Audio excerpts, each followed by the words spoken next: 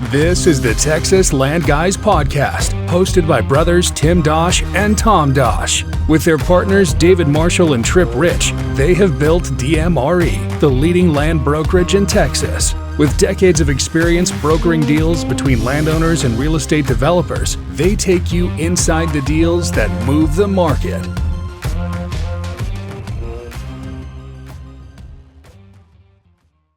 Welcome to the Texas Land Guys podcast. Tim, how are you doing this morning? I'm doing great. How are you? I'm good. I think this is going to be maybe one of the most important episodes we've ever done. We're going to be talking about big bad data centers, which has become, that's become a pretty amazing narrative over the last probably 3 to 6 months, that people more against data centers than nuclear power plants right now in our country. So an important topic for us to hit. Yeah, you think of the parallel, and with nuclear power plants, there was a pretty real story with 3 Mile Island and obviously Chernobyl and Russia that, there could be, even though they're actually very safe, that there could be like a nuclear explosion and people could die and people could have radiation issues and all that. And so there was, I think a somewhat realistic fear, even though it ended up being pretty dramatized by the media. But it's funny because I was actually thinking back, when did we start working on data centers? Was it like 4 years ago? I mean, it was pretty far back. We started having groups come to us. And at first it was very kind of like speculative, like, is this a real deal? It kind of reminded me of these big solar farms, where you get a group who want to do a solar farm and you're like, do they have money? Is this real? Is this like worth spending time on? And so data centers kind of felt the same way. And we were always kind of trying to figure it out because it was like there's these different developers or, groups didn't seem super sophisticated, they were trying to do them and we weren't really sure, like, are they real or not? And then I feel like it's really transitioned in the last couple of years. Maybe it's would you say it's almost like 6 to 12 months that all this like negativity has really started? Because I mean, if you go back not too far and it wasn't seen in a negative way. I mean, it was probably one of the more exciting things people talked about in commercial real estate. It was sort of like this cutting edge, like high tech. Everybody wanted to be a part of it. People wanted to do those deals, invest in those deals. And now it's just become super political. I think that's right. I mean, I probably remember us working on and talking about some data centers, over 10 years ago, but that would have been like the old model data center, like because there's been data centers for a long time, but it wasn't these really big, huge, like hyperscaler facilities that you've seen now with like Amazon and Google and these massive multi-billion-dollar data centers that are being built. And I think the Dallas area has the most of them in the country. Texas is the data center capital of the world. Texas has been very pro data center in general. But to your point, negativity around data centers, I think it's a pretty recent thing, and it's only been building.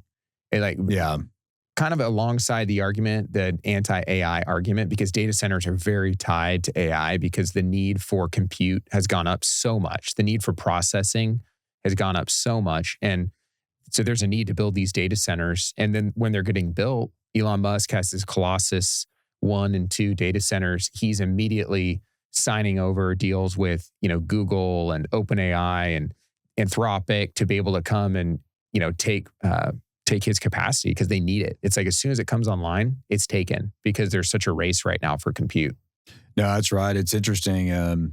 It almost seems like it was really AOC and Bernie Sanders that have maybe been the ones who've really, I don't know if they've started this. They've definitely jumped on the bandwagon of being anti-database. I know AOC has these videos where she's holding up like brown water and claiming that people have to drink brown water if they're by a data center because everything is like toxic. And so you have like a lot of these kind of publicity stunts, that some politicians are using to try and create the narrative of, these AI companies don't care about the people and they have these data centers that are hurting the people and people are suffering because of this. And so we have to have this moratorium and stop them because they're so bad. And so that feels like literally the last maybe 3 to 6 months that I've really heard the political side, going pretty extreme almost in what they're saying about it.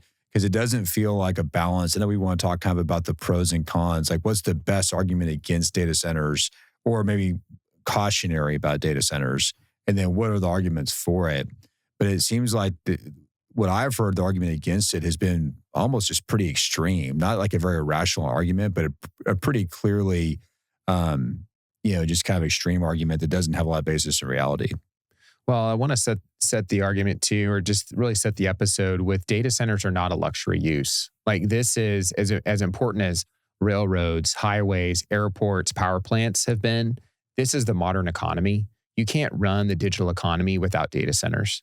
And so I don't think you have to be careful you don't separate the fact that I think the populace, which is so against data centers, actually in practice is very for data centers. They don't want to lose their streaming. They don't want to lose their ability to do what they do digitally, whether that's they want to go, watch sports, Netflix, or they want to go interact with ChatGPT. I mean, you think about 1 billion users of ChatGPT. Claude's growth is like 600% right now. You said this earlier, you're not going to be very happy if Claude becomes more and more expensive, or if you're not able to use it because there's not a lot of computing power. People are almost going to get to the point where they feel like that's a right to have these different digital services, but you can't have both. Like you can't not have data centers and have these digital services. So it's important to recognize that it's actually a very crazy argument to just be completely against it. So I think what we're hoping to talk about today is let's go through the negatives and then let's go through the positives of data centers, because right now in the populace's mind, it's just dead on arrival. If you hear data centers coming, it's just dead on arrival. I think you said you were talking to a family member that was just against it. And then you were like, well, kind of tell me why. And there wasn't really like a reason. So it's thinking through like, how do we have more well thought out reasons and not just be, basing our views on like clickbait. Cause I see the same thing with articles it's like a picture there was one that was like a picture of a skyline. I think it was like Atlanta. And it was like, everybody had water until this data center came, and it kind of showed like dead grass. It was the middle of winter, and it was like they've taken all the water in Atlanta. I was like, what? I'm pretty sure that's not true. Like I don't even have to like go do too much research to know that like the one data center didn't take all of Atlanta's water.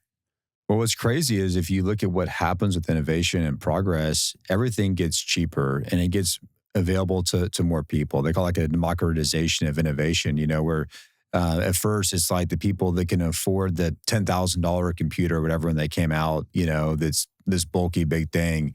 Only certain people can have it. But then over time, it's like where everybody has one. Everybody has an iPhone. Like all these things we've come to just almost think it's our right. Everybody should be able to afford these things because it's part of our lifestyle. And so if you support a wise, discerning way of expanding power and investing in infrastructure like this, everybody can use these tools and can benefit from these tools, and they actually get cheaper and cheaper and better over time. But what will happen if we don't do that is some people will still be able to use them, but it's going to be the wealthy people. It's going to be the companies that have the money to go spend money on this, to go get the smaller pie of compute and power for these frontier models that they can be used, and they get to use it to benefit from it. And then the average person doesn't get to benefit from it and doesn't get to use it, or it's just so expensive they can't afford it. And so it's really funny that the people who are trying to champion the little guy are actually going to make it not even an option for the little guy, And so I think that's kind of what you're saying. And we want to think about how do we expand these things, because it really is the backbone of the new economy. And there really isn't a choice. The question is more, is there a way to do it that's better?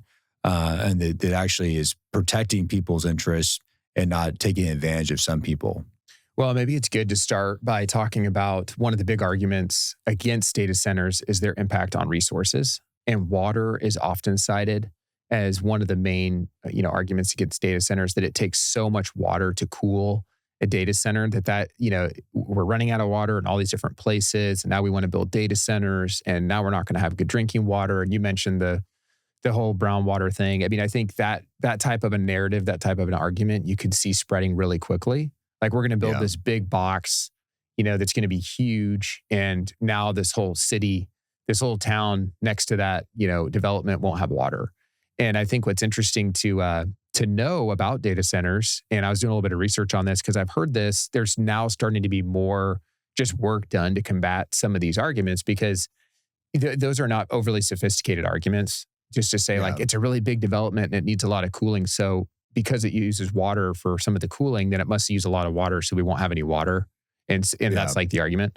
And so a really common way that people are thinking about this is something that all of us can relate to is an almond. It's like an actual almond, the actual nut, which is, a tiny nut. An almond requires about 1 gallon of water per almond. And so a crazy amount. So you look at, most almonds are coming from California. So the California almond industry is enormous. So enormous that the amount of water that the almond industry in California is consuming annually is about 1.3 to 1.6 trillion gallons of water a year. And what's funny about this and what people are saying is no one is out picketing almonds right now. Like if it was really about water, then we would be concerned about almonds and it'd be like, hey, don't add that almond milk to your, latte, or don't have that almond snack because this is bad for our environment. Like we need this water, especially California. They have water shortages and they have issues. They have wildfires, all the things they deal with. So you kind of wonder, like, is it really about the water? Because data center water consumption doesn't come close to that. There's estimates of, there's some people that have cited that it's about an 80th of what you see with almonds to, even like very charitably, maybe it's more like a 10th if you looked at it, but it's nowhere close to and we're just talking about almonds. And so again, like almonds are great. I love almonds. I think it's a nutritious snack. That's not really a requirement of the modern society, but data centers are. And so I think trying to frame this in just to give like in a very pragmatic, just argumentative standpoint, it's like, is it worth, killing data centers, limiting our overall economy over this water issue? Well, I think another thing that's important is the way it's presented is like there's zero regulation and, there's an opportunity for these greedy data center developers to come in and just take all the water and take all the power, and that's just not the way the market works. I mean, we've had some of the same conversations with development, especially here in Houston with flooding.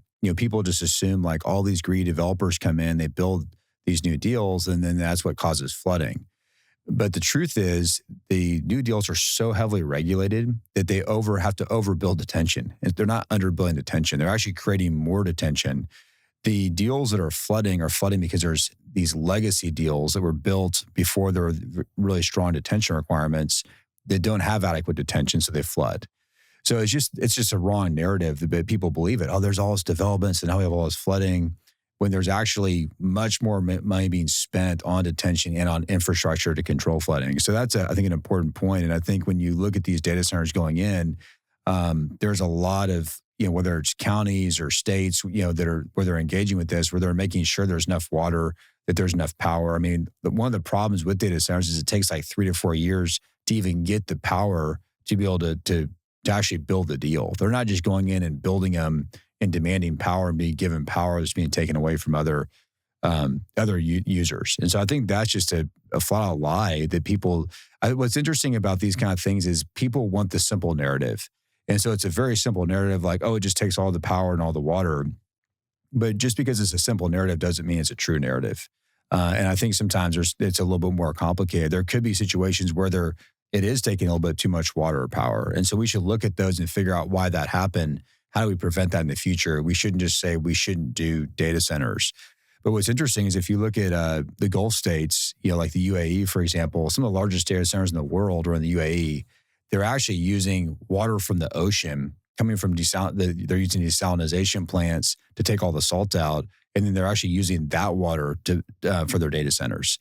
And so there's ways to solve this. I mean, they're a very progressive society that's figured out how do we build these massive buildings and massive city in the desert where we don't have resources, but we can actually use modern technology to create adequate resources. And so I wish that we were thinking in those terms instead of making it political and trying to stop it. If we were thinking, how do we solve these problems? Because actually, the more we solve these problems, we benefit the little person, the average person that is the person who's being left behind by this. We want to help them have the most opportunity and not be left behind. So we're not protecting them by making things so expensive they can never afford it. Yeah, well, it's a good point. Maybe power is another resource to talk about. So the data centers, like you said, they do require a lot of power. And so when you are going through the process of a data center development, and you are working with a local power provider to determine, is there enough power for this data center? Like you said, you have to do a load study. you have to put up what's now become really significant deposits. I mean, I've heard deposits anywhere from like 6 million to even more than 6 million that you're having to put up to be able to basically do these load studies and then reserve power ahead of the future data center development. And what these data centers are allowing for these power providers and these grids is really significant development. And so, yes, they will ultimately require power. And so they will tax the grid, but they're also allowing for really significant investment in our power grid. And that's because they're signing long-term deals. So they can sign, 15 to 30-year commitments on these data centers. And then that's allowing a lot of these power providers to kick off these, in some cases, we're talking about like billions of dollars of infrastructure improvements. And so I think a really good analogy to this is the railroads and what happened in our country when we had these, railroads that were built all across our country, connecting everything, allowing for transportation, allowing for distribution. And before that, it was a completely different way that we were moving both people and goods around our country. And the railroads really opened that up, and they became part of what, was so important to the Industrial Revolution. Without investments in our grid, which this allows, you're going to have a similar problem. And so I think that it is important to understand, like you said, that it's not just, we're experiencing blackouts because the summers are hot in Texas. And now a guy decided he wants to build a data center so he can build it. And now we're going to have worse blackouts. I mean, they have to spend a lot of money, and they have to go through a long process, and they have to go through these load studies. They have to reserve power. Like, this is all regulated already, and it's all thought out. And then there's also a significant investment that goes into it too. Yeah, I think just, one of the honest challenges we've had on the real estate side working on these deals is it takes so long to get them done that most sellers don't want to wait around for it. I mean, we're seeing some sellers who are willing to wait around, and there's obviously, if you can get one done, you can sell the land for a lot of money, but they're so speculative because of the power issue. And so we had a deal here in Houston we were really close on a data center deal, but it was going to take 3 years to get the power. And our seller was like, man, I'm not going to wait around 3 years and then maybe it doesn't happen. I'm going to go sell this to a multifamily guy and let them develop it. And so that's what happened. And so I think, at least on the brokerage side and the investment side, there's so much risk and speculation. A lot of times you're having to go, put up non-refundable earnest money and control these sites for years, which is tremendous risk to the investor, the developer, because if it doesn't pan out, you just lost that money. It really has been something that's, I don't know if you'd agree, Tom, we are working on them. We've done some work on them, but it's a little bit lower priority because they're just so difficult. And that might go a little bit against the narrative of they're just popping up everywhere and, they're happening and they're super easy to get done. I would say it's the hardest type of deal to get done. It'd be easier to do a master plan community that's 1,500 acres than to do a big data center deal. I think that's what concerns us is that, you would hope that the narrative is it's very important right now that we figure out how to develop data centers. And so let's come up with a way that we can actually allow that to happen. And the biggest hindrance so far has just been investment in our grid, in the power grid. And instead, the way it's being approached is it's one-off players trying to go and find places where they can maybe find power. And then now you have all kinds of lawsuits, all kinds of regulations coming against data centers, and this big narrative just against data centers, which is a real problem because you would hope that we would be working in our society to say, this is really important. Again, this is not a luxury. This is like the backbone of the modern economy. This is, if you want a digital economy, this is what it looks like. You have to have data centers. China has figured this out. They have plenty of data center development. They have plenty of power development because they understand that first you need the power, then you need the data centers. And so instead, we're talking about moratoriums and regulations and limiting. And I think that's a big concern because of how necessary this is. And so to your point, Tim, there's, 70, I think, data centers like announced, proposed in Central Texas, but I think a small percentage of those actually get done, get developed, actually get reserved power. It's just, there isn't the ability, the way we're set up, the level of opposition. Now, how many of those should get done? We probably actually need a lot of those to get done. If we actually have the power for it, which there's probably not. It's a very, unfortunately, the way it's being approached right now, it's not coordinated. Just the way that, groups are trying to navigate the system. So I think from a resource standpoint, that's probably the biggest pushback on data centers is environmental concerns, water and power.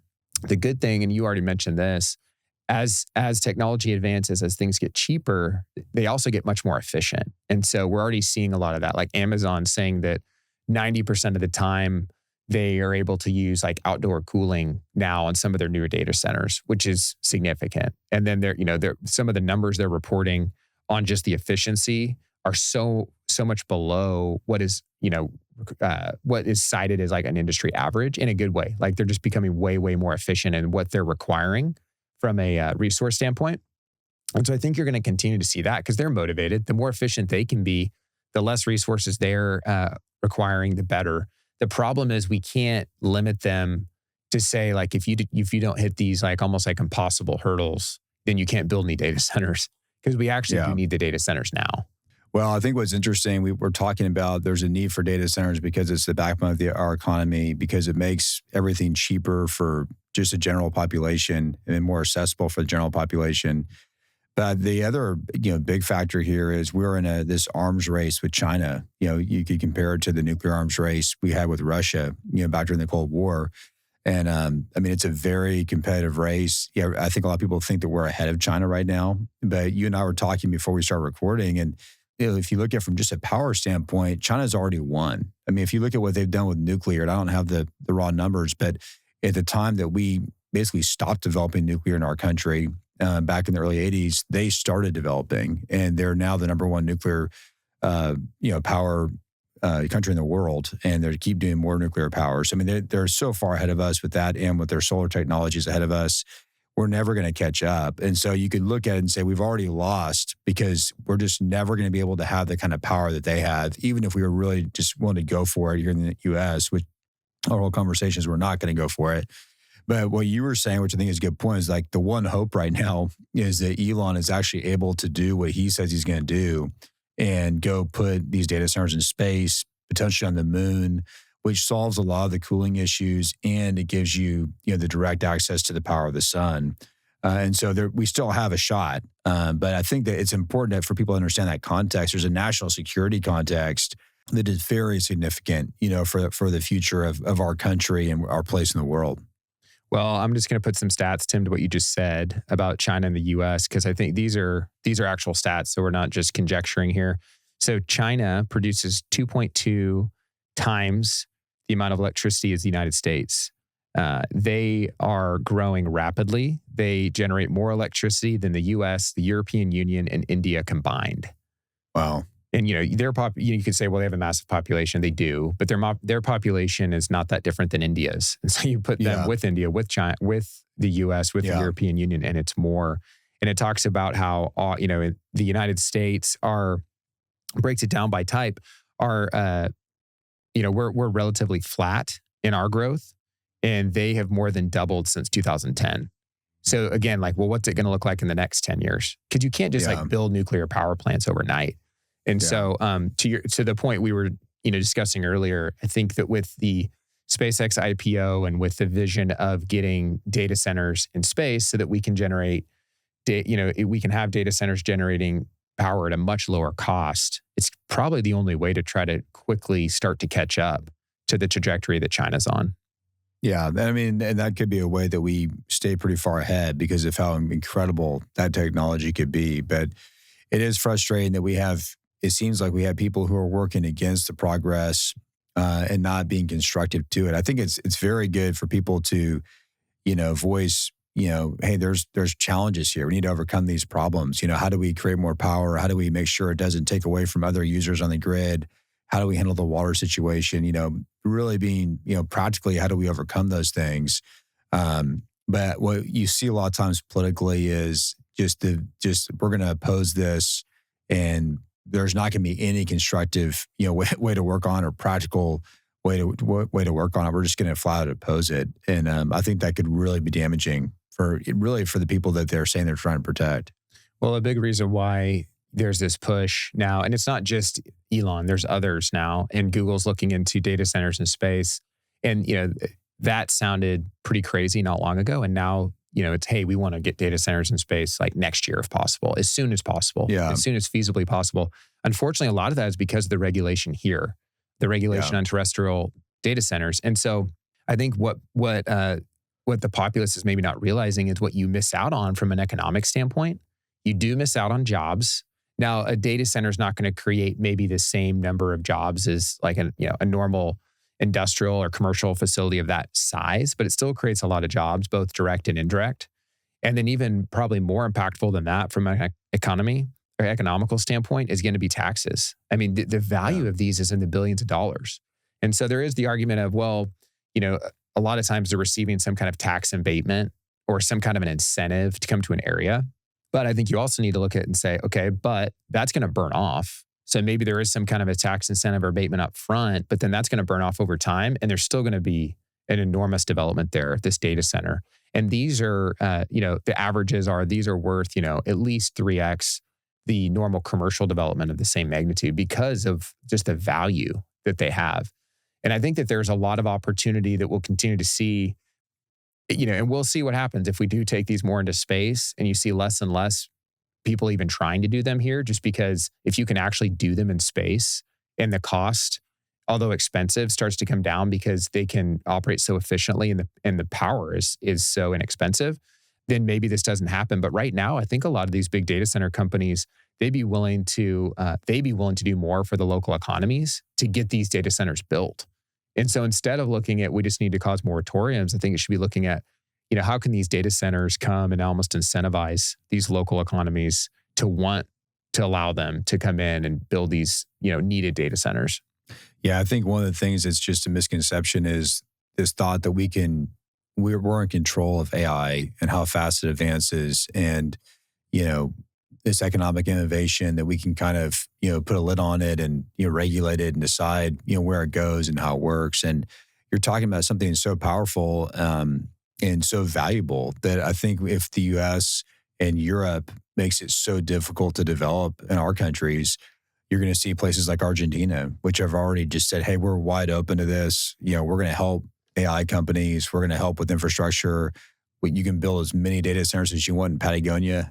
I mean, so I think you're going to have like, El Salvador, saying the same thing. So you're going to have like these other places who are like, what, come to us. And I think you could see some pretty interesting things happen in the next 5 to 10 years geopolitically is, the power dynamics could change because this will be developed. It's going to have a lot of economic value and it's going to go to where there's the most freedom and the most opportunity. And so it just reminds me of what you've seen happen in Europe where they've just gone this downward trajectory because they've so over-regulated things and try to control and limit things. And all it does is it just, the money leaves, the billionaires leave, the millionaires leave, the entrepreneurs leave, the technology doesn't get developed, you just stagnate. And you end up making things much, much worse for the citizens of those countries. It's interesting. That's why Europe has been so concerned with when Trump and the administration basically said, to Anthropic, like you have to shut your model down to foreign nationals because those other countries were counting on all these advancements that the U.S. has in our, in these labs that are developing models like OpenAI. And I mean, if you think about it, the most advanced AI is coming out of the U.S., which is really cool. That it is. It's Anthropic, it's OpenAI. But when he did that, they kind of realized, oh man, like if they're not just going to let us have their frontier models, what are we going to do? Because they haven't invested in it. Like they're either trying to get it from us or they're trying to get it from China. And it really is the U.S. and China that are in this race to see, who's going to get it. And so I think what I hope for our audience is if you're falling into the trap of just the overall narrative, which is just so negative against data centers.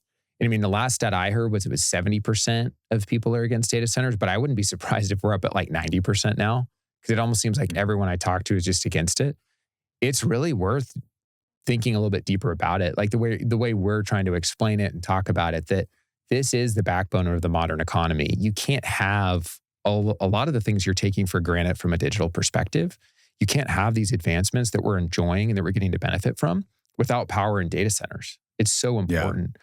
And so, I think this will be really critical to see what happens from a regulation standpoint with this.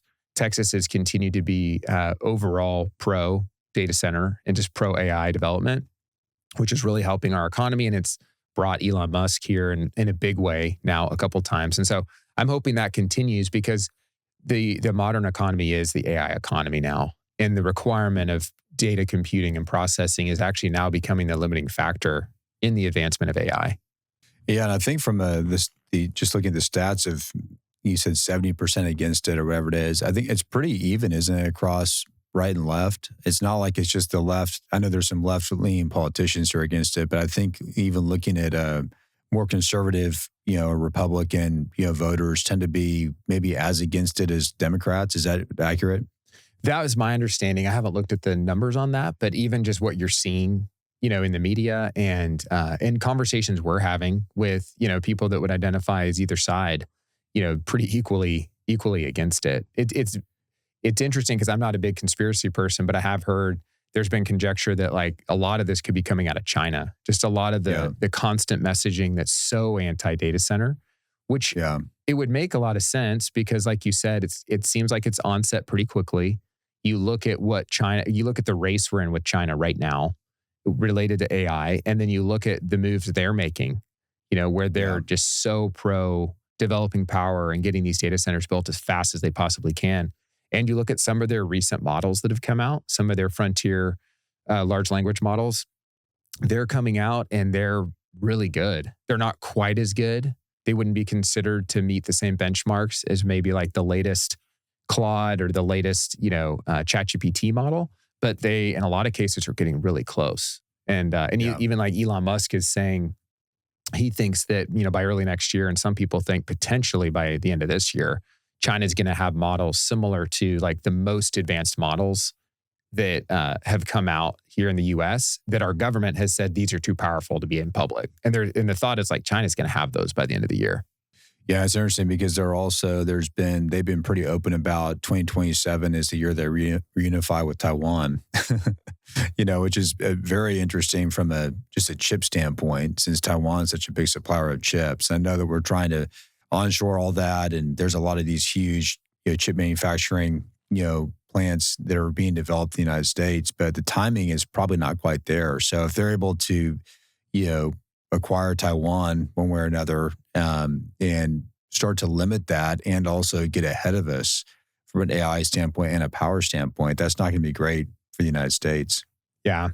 Well, and I think what you said earlier is important. Like, we're not saying that data centers should be able to be built anywhere and everywhere, but I think that there probably in pretty much every city, there's land that would be well positioned for a data center if obviously the power is there. But it's normally going to go on land that's zoned for industrial, so it's probably not going on a tract that's like right next to someone's backyard or right next to a subdivision, or the kind of what you just picture.